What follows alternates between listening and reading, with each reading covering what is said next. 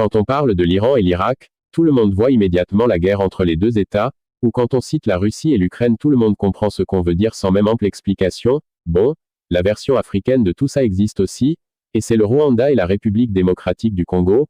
Vous ne connaissez peut-être pas ces deux pays autant que la Russie et l'Ukraine, alors je peux vous le décrire en 2 mots et peut-être 3.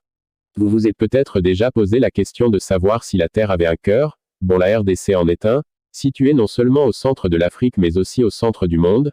La République démocratique du Congo, autrefois Zaïre pour ceux qui sont vieux, est une vaste étendue de 2 345 410 km², 76 fois la taille de la Belgique et 4 fois la taille de la France, avec plus de 100 millions d'habitants et 9 pays voisins, le 9e étant le Rwanda car il est le plus petit de ce 9, avec seulement 26 800 km² et 20 millions d'habitants. Oui, c'est vrai, la description du Rwanda a pris moins de 2 mots et ce pas de ma faute. Maintenant que vous avez une idée sur notre Russie africaine et notre Ukraine noire, parlons maintenant du conflit entre les deux. Alors que Kinshasa accuse Kigali de soutenir le mouvement du 23 mars aussi appelé M23, groupe rebelle ayant repris les armes il y a quelques mois contre les autorités congolaises au nord Kivu, donc dans la partie est de la RDC, Kigali de son côté a aussi accusé samedi un groupe rebelle rwandais installé dans l'est du Congo, les Forces démocratiques de libération du Rwanda ou FDLR, d'avoir enlevé 2 soldats rwandais lors d'une incursion sur son sol. Soldats qui semblent être dans les mains de l'armée congolaise. Par contre, le Rwanda dit ne pas soutenir le M23 et reproche plutôt à Kinshasa de protéger les FDLR, et promet de riposter en cas d'attaque sur son territoire à partir de la République démocratique du Congo, a assuré le ministre des Affaires étrangères rwandais Vincent Biruta. Vous pensez que c'est une bataille non loyale? Ce n'est pas du tout l'état d'esprit du Vatican africain ou voulais-je dire le Rwanda, car à en croire les Rwandais, ils n'ont pas du tout peur, ils vont même loin pour dire. Si les attaques continuent, le Rwanda aura le droit de répondre, et nous avons la capacité de répondre. Alors la question qu'on se pose est, si le Congo décide d'attaquer et que le Rwanda décide de son côté répondre, quelles seront les chances d'une victoire de chaque côté?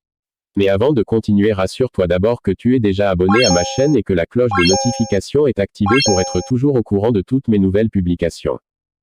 Par rapport à l'effectif de l'armée nationale, la République démocratique du Congo se place 5e en Afrique, avec un effectif de 185 000 soldats en 2022 et le Rwanda occupe la 16e place continentale avec seulement 33 000 soldats en 2022. Par rapport à la puissance militaire, la RDC occupe la 11e place en Afrique et la 76e place au monde avec l'indice de force de 1,4171, alors que le Rwanda n'est même pas sur la liste que ça soit au monde comme en Afrique. Si l'on veut estimer les choses du point de vue aérien, la force aérienne congolaise occupe la 16e place en Afrique et la 95e place avec au moins 46 aéronefs militaires, notre Rwanda ne figure toujours pas sur la liste.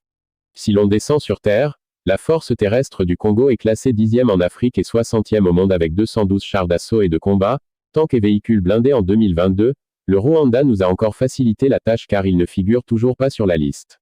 Le Rwanda et la RDC partagent ensemble une zone appelée région de Grand Lac. Si on compare la force navale, la République démocratique du Congo occupe la 14e place en Afrique et la 91e place au monde avec au moins 16 navires de guerre.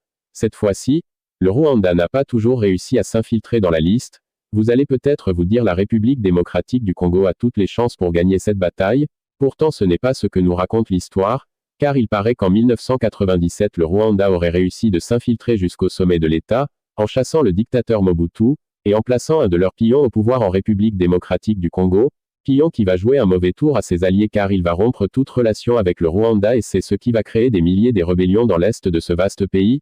Depuis lors la paix n'est jamais revenue dans cette partie et l'État congolais accuse toujours sans cesse le petit Rwanda d'être à la base de cette insécurité.